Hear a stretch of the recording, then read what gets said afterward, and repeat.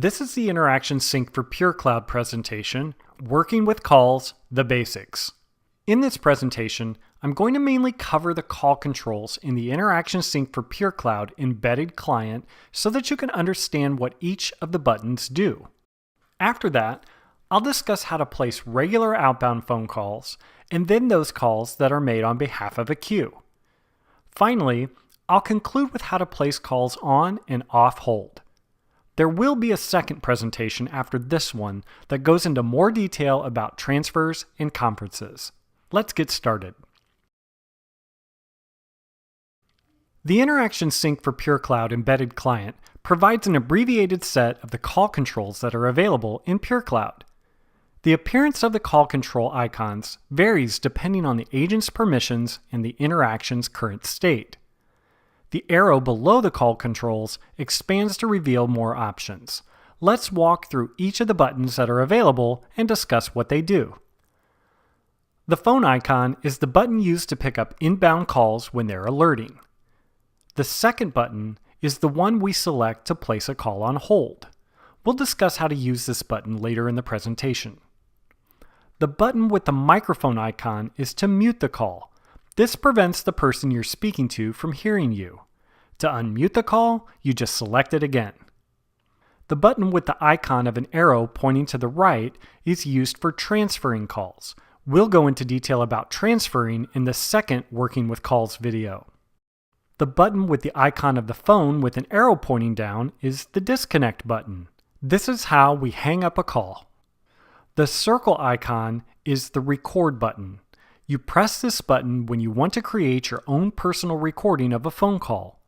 These recordings are not related to the contact center recordings that are created for quality management. This is simply for an individual to make a recording for personal use.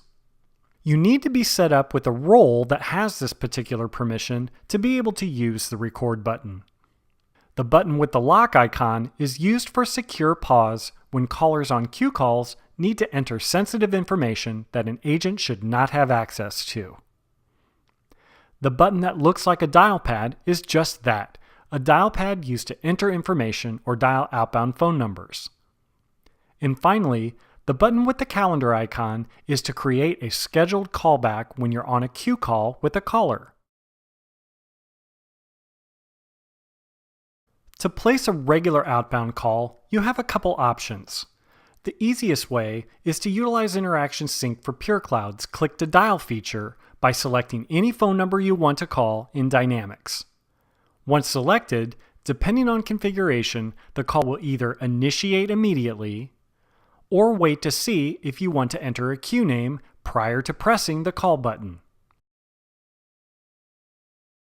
The second way to make an outbound call is to select the menu in the upper left-hand corner and then select New Interaction.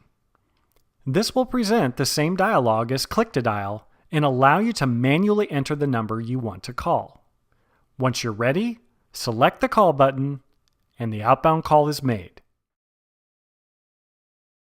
There are times that you want to make an outbound call as the representative of the organization or department instead of as an individual. In these cases, you can make an outbound call on behalf of a queue. When initiating your outbound call, you'll see a box that allows you to begin typing the name of the queue you want to make the call on behalf of. When you see the correct name, you just select it and place the outbound call. When the call rings the person you're calling, the caller ID that is presented will be that of the queue.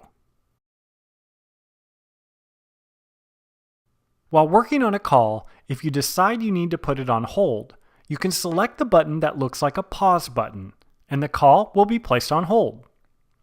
You'll notice the button will change color to red so that it's clear that the call is held.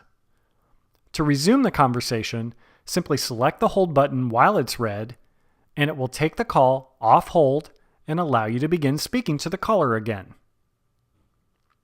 This concludes the first video on working with calls. For detailed information on performing call transfers and conferences, take a look at the second video.